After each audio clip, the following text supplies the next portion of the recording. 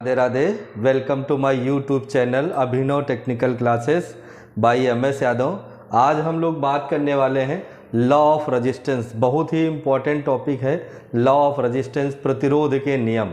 तो प्रतिरोध के कौन कौन से नियम होते हैं इसके बारे में आज हम लोग पढ़ेंगे। तो इसमें सबसे पहला पॉइंट आता है लॉ ऑफ रेजिस्टेंस में सबसे पहला पॉइंट आता है कि जो प्रतिरोध होता है, सबसे पहले हम लोग प्रतिरोध की क्लास पहले पढ़ चुके हैं कि रेजिस्टेंस क्या होता है। तो इसमें से जो रेजिस्टेंस होता है R वो डायरेक्टली प्रोपोर्शनल टू होता है लंबाई के, यानी जो प्रतिरोध होता है वो लंबाई के डायरेक्टली प्रोपोर्शनल होता है, लंबाई के समानुपाती होता है। इसका मतलब है लंबाई के बढ़ने से प्रतिरोध बढ़ता है।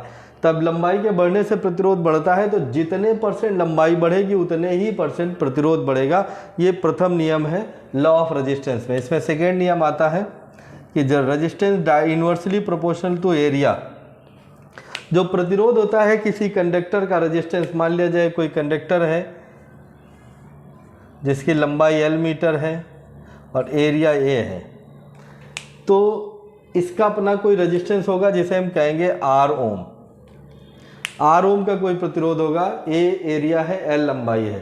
तो एरिया अगर बढ़ाया जाए, एरिया मोटाई बढ़ाई जाए, एरिया बढ़ाया जाए तो जो रेजिस्टेंस है वो क्या हो जाएगा, कम हो जाएगा। यानी मोटे चालक तार का जो रेजिस्टेंस होता है वो कम होता है और पतले चालक तार का रेजिस्टेंस ज़्यादा होता है। तो ये कहता है एरिया अगर कम कर दिया जाए, मोटाई कम कर दी जाए, तो एरिया कम कर दिया जाए तो रेजिस्टेंस बढ़ जाता है। तो और दूसरी चीज़, लंबाई तार की जब ज़्यादा होती है तो रेजिस्टेंस क्या हो जाता है, ज़्यादा हो जाता है। तो जितना ज़्यादा लंबा तार होता है उतना ही ज़्यादा रेजिस्टेंस रहता है उसका।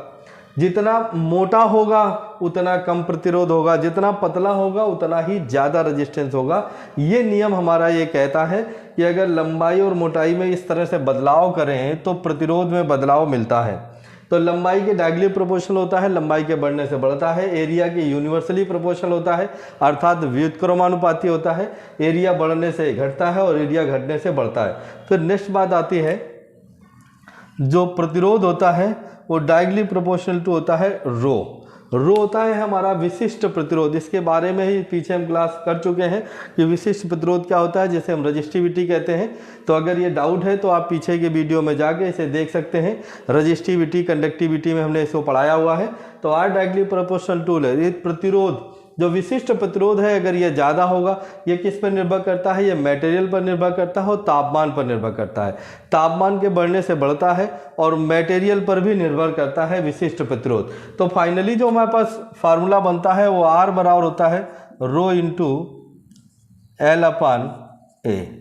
ये एक फाइनली फार्मूला बनता है R बराबर रो इंटू L अपान। रो नॉर्मली क्या रहता है, नियत रहता है। यानी वैसे हमने कॉपर का मेटेरियल ले लिया तो रो कॉपर का हो गया। अब उसमें कोई तापमान में बदलाव ना करें तो रो क्या रहेगा, नियत रहेगा। इसलिए ये कांस्टेंट रहता है, इसलिए हो जाता है R directly proportional L upon A। तो ये हमारा प्रतिरोध का नियम है। अब इसी में से कुछ और नियम भी और बन जाते हैं। वो कैसे, जैसे यहाँ पर हम बात करते हैं जो एरिया होता है, एरिया वो मोटाई और व्यास या त्रिज्या पर निर्भर करता है। तार की मोटाई, व्यास या त्रिज्या, मोटाई को व्यास भी कहते हैं, त्रिज्या होता है रेडियस। तो अब यहाँ पर एरिया जो होता है, एरिया निकालने का फार्मूला होता है पाई R। देखेंगे इसमें जो प्रतिरोध से संबंधित प्रश्न होते हैं, प्रतिरोध से संबंधित प्रश्न होते हैं, ये दो प्रकार के होते हैं। एक होते हैं सामान्य प्रकार के प्रश्न। देखिए प्रतिरोध से संबंधित प्रश्न है, प्रतिरोध से सामान्यतः दो प्रकार के प्रश्न पूछे जाते हैं। पहला है सामान्य प्रकार के प्रश्न और एक होता है स्थिर आयतन प्रकार के प्रश्न। तो जो सामान्य प्रकार के प्रश्न होते हैं इसमें आयतन स्थिर नहीं रहता है, यानी उसका आयतन बदल जाता है। जैसे कह दिया जाए एक चालक तार की लंबाई को दुगना कर दिया जाए, एक मीटर का चालक तार था, 1 मीटर लंबाई थी, अब उसे 2 मीटर का कर दिया जाए, तो इसमें आयतन क्या है, बदल गया है। तो ये कौन सा प्रश्न हो गया, सामान्य प्रकार का प्रश्न। और दूसरा है स्थिर आयतन प्रकार का प्रश्न। तो जो स्थिर आयतन प्रकार का प्रश्न होता है, इसकी पहचान कैसे करते हैं। अगर हमें इसकी पहचान आ गई तो बाकी फिर आसान हो जाता है।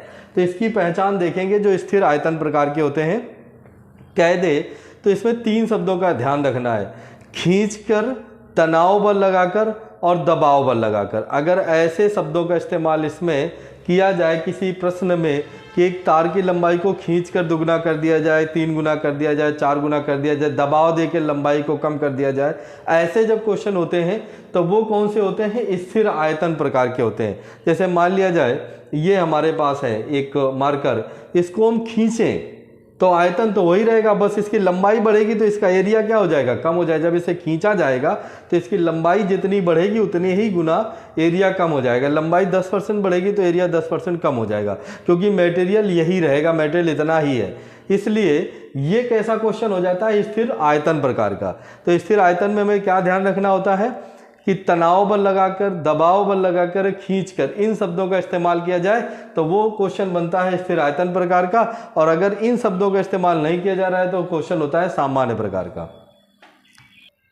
इसमें देखेंगे हम लोग स्थिर आयतन प्रकार के प्रश्न के लिए परिभाषा, ध्यान ये नोट कर लें, ये पॉइंट इंपॉर्टेंट रहता है इसलिए नोट जरूर कर लें। हमने कहा प्रतिरोध से सामान्यतः 2 तरह के क्वेश्चन होते हैं, एक सामान्य प्रकार के, इसमें आयतन बदलता है, और एक स्थिर आयतन जिसमें आयतन नहीं बदलता है।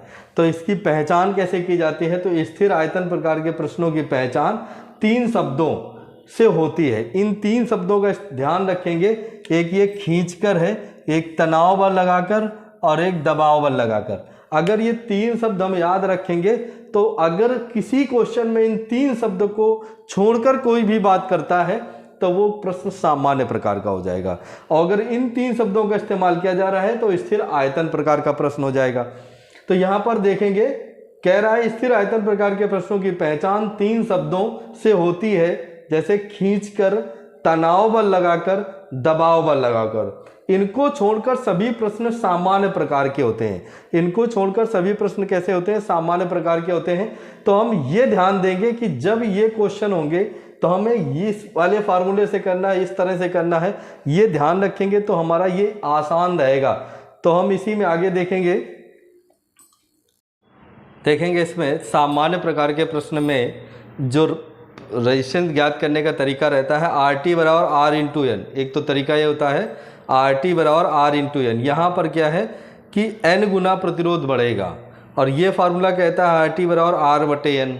तो ये कहाँ लगेगा और ये कहाँ लगेगा, हम इसको ध्यान देंगे।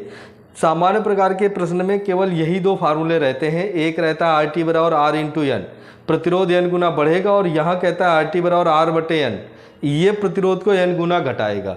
तो बढ़ेगा कब और घटेगा कब, इसको हम यहाँ पे लिख के दिखा रहे हैं। तो इसको सब लोग नोट जरूर कर लें, और अगर किसी को किसी भी तरीके का कोई डाउट है तो जरूर कमेंट करके पूछें। तो ये कह रहा है सामान्य प्रश्न में यदि R ओम के चालक तार, कोई R ओम का चालक तार है, यदि R ओम के चालक तार की लंबाई को N गुना बढ़ा दिया जाए, जब हम लंबाई को N गुना बढ़ा दें तो प्रतिरोध RT बराबर R इंटू एन हो जाएगा। तब फार्मूला ये वाला लगेगा। जब हम लंबाई को बढ़ा रहे हैं, यानी लंबाई कुल मिला के जब प्रतिरोध बढ़ेगा, किसी भी कंडीशन में जब रेजिस्टेंस बढ़ेगा तो ये वाला लगेगा RT बराबर R इंटू एन। तो देख लिया, यदि R ओम के चालक तार की लंबाई को N गुना बढ़ा दिया जाए तो प्रतिरोध RT बराबर R इंटू एन गुना हो जाएगा। N का मतलब कोई भी संख्या हो सकती है, 2 गुना, 3 गुना, 4 गुना, 10 गुना, कोई भी वैल्यू हो सकती है। तो यहाँ पर RT बराबर R इंटू एन हो जाएगा। सेकेंड में है यदि R ओम के चालक तार की लंबाई को क्या कर दिया जाए, N गुना कम कर दिया जाए, आधा कर दिया जाए, 1/3 कर दिया जाए, 1/4 कर दी जाए। तो यदि R ओम के चालक तार की लंबाई को N गुना कम दिया, N कोई भी वैल्यू हो सकती है, कम कर दिया जाए तो प्रतिरोध RT बराबर R बाई N। तो ये वाला फॉर्मूला लगेगा नीचे बराबर RT बराबर R बाई N, यानी प्रतिरोध जितने गुना लंबाई कम करेंगे उतने ही गुना कम हो जाएगा। ठीक है। अब नेक्स्ट है यदि R ओम के चालक तार की क्षेत्रफल यानी एरिया, जो एरिया है उसे N गुना बढ़ा दिया जाए, यानी चालक तार मोटा कर दिया जाए, N गुना बढ़ा दिया जाए। यदि R ओम के चालक तार की क्षेत्रफल को N गुना बढ़ा दिया जाए तो प्रतिरोध RT बराबर R बाई N गुना हो जाएगा। तब एरिया बढ़ेगा तो रेजिस्टेंस घटेगा, तो जितने गुना एरिया बढ़ेगा रेजिस्टेंस उतने गुना घटेगा। तो फार्मूला नीचे वाला लगेगा RT बराबर R बाई N। ये लिखा है RT बराबर R बाई N, यानी एरिया बढ़ने से प्रतिरोध घटेगा। नेक्स्ट है यदि R ओम के चालक तार के क्षेत्रफल N गुना कम कर दिया जाए, एरिया कम कर दिया जाए, तो प्रतिरोध RT बराबर R इंटू एन हो जाएगा। तब फार्मूला ये लगेगा। तो फार्मूला 2 ही है, ये 4 स्टेप में लग रहे हैं, फार्मूला 2 ही हैं। तो ये बात उम्मीद करते हैं आप सभी को समझ में आ गई होगी। आप लोगों के लिए 2 क्वेश्चन हमने दिए हैं, इन क्वेश्चन को आप नोट कर लें। यदि 10 ओम के चालक तार की लंबाई को 4 गुना बढ़ा दिया जाए और प्रतिरोध क्या होगा। यदि 20 ओम के चालक तार की लंबाई को 4 गुना बढ़ा दिया जाए और क्षेत्रफल को दुगना कर दिया जाए तो प्रतिरोध क्या होगा। इन दोनों क्वेश्चन के आंसर आप लोगों को कमेंट करके बताने हैं। तो उम्मीद करते हैं कि ये टॉपिक आपको समझ में आए। इसका आंसर हम कल बताएंगे, नेक्स्ट क्लास में बताएंगे। और आप लोगों को जिसको भी क्वेश्चन कर पा रहे हैं इसका आंसर कमेंट करके ज़रूर बताएं। Thank you. और अगर इस चैनल को सब्सक्राइब नहीं किया है तो प्लीज़ इसे सब्सक्राइब कर दें, बेल आइकन का बटन दबा के ऑल नोटिफिकेशन को ऑन कर लें और ये जो वीडियो है अपने दोस्तों को ज़रूर शेयर करें। Thank you.